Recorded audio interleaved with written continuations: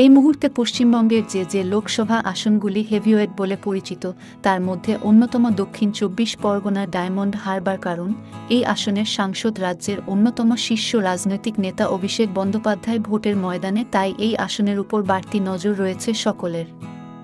এই ভিডিওতে আমরা দেখব ডায়মন্ড হারবারের নির্বাচনী ইতিহাস এবং ২০১৪ ও ২০১৯ সালের লোকসভা নির্বাচনের ফলাফল। দুটি ভোটে কোনো দলের কেমন পারফরম্যান্স ছিল সেটারও তুল্যমূল্য বিচার করব এখানে।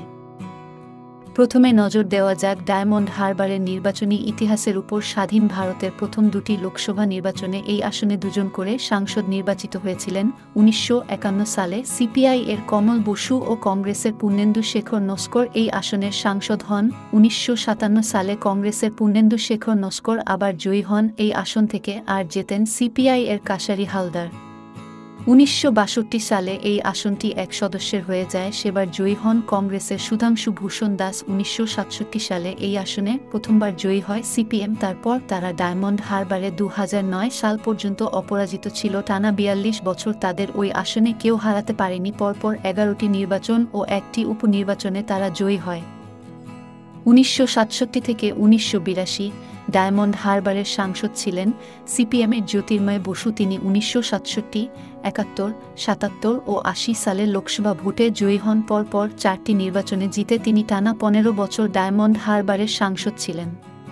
তার প্রয়াণে ১৯৮২ সালে এই আসনে উপনির্বাচন হয়, জয়ী হন সিপিএমের অমল দত্ত। এরপর ১৯৮৪, ৮৯ ও ৯১ সালের লোকসভা ভোটেও তিনি জিতেছেন একটি উপনির্বাচন ও পরপর ৩টি নির্বাচনে জিতে তিনি এই আসনে টানা ১৪ বছর সাংসদ ছিলেন।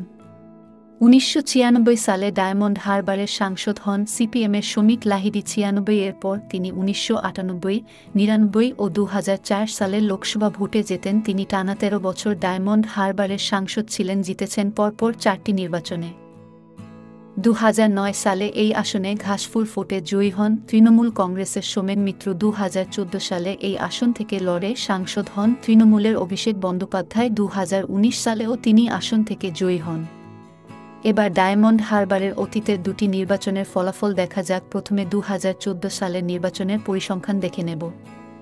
২০১৪ সালে তৃণমূল কংগ্রেসের অভিষেক বন্দ্যোপাধ্যায় ৫,০৮,৪৮১, সিপিএমের আবুল হাসনাত ৪,৩৭,১৮৭, বিজেপির অভিজিৎ দাস ২,০৮,৮৫ ও কংগ্রেসের কামরুজ্জামান কামার ৬৩,০৪৭ ভোট পেয়েছিলেন।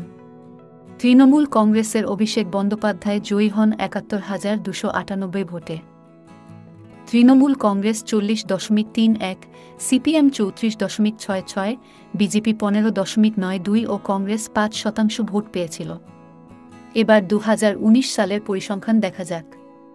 ২০১৯ সালে তৃণমূল কংগ্রেসের অভিষেক বন্দ্যোপাধ্যায় ৭,৯১,১২৭, বিজেপির নীলাঞ্জন রায় ৪,৭০,৫৩৩, সিপিএমের ফুয়াদ হালিম ৯৩,৯৪১ ও কংগ্রেসের ১৯,৮২৮ ভোট পান। তৃণমূলের অভিষেক বন্দ্যোপাধ্যায় ৩,২০,৫৯৪ ভোটে জয়ী হন। Trinamool ৫৬.১৫, BJP ৩৩.৩৯, CPM ৬.৬৭, Congress ১.৪১% vote পেয়েছিল। তৃণমূলের ১৫.৮২ ও বিজেপির ১৭.৪৬% ভোট বৃদ্ধি হয়, সিপিএমের ২৮ ও কংগ্রেসের ৩.৬% ভোট কমে। এবার তৃণমূল কংগ্রেসের অভিষেক বন্দ্যোপাধ্যায়ের বিরুদ্ধে মূল প্রার্থী দুজন, একজন বিজেপির অভিজিৎ দাস আর দ্বিতীয়জন সিপিএমের প্রতীক উর রহমান। এই লড়াইয়ে ধারে ভারে অভিষেক বন্দ্যোপাধ্যায় এগিয়ে, বাকি দুজনের জয়ের সম্ভাবনা নেই বললেই চলে। তারপরও আগামী ৪ জুন এই আসনের ফলাফলের দিকে সকলেই নজর রাখবে, কারণ কেউ জানতে চান ওই আসনে অভিষেক বন্দ্যোপাধ্যায় জয়ের ব্যবধান ২০১৯ এর চেয়ে বাড়াতে পারেন কিনা। আবার কারো জানার আগ্রহ থাকবে বিজেপির ওই আসনে ভোট বৃদ্ধি করতে পারল কিনা, কিংবা সিপিএম তাদের এককালের গড়ে কতটা লড়াই দিতে পারল। এই ভিডিওটি যদি আপনাদের ভালো লেগে থাকে তাহলে সাবস্ক্রাইব করুন স্বাধীন সাংবাদিক ইউটিউব চ্যানেলটি। লেটেস্ট কন্টেন্টের আপডেট পেতে ক্লিক করুন বেল আইকনে। ধন্যবাদ।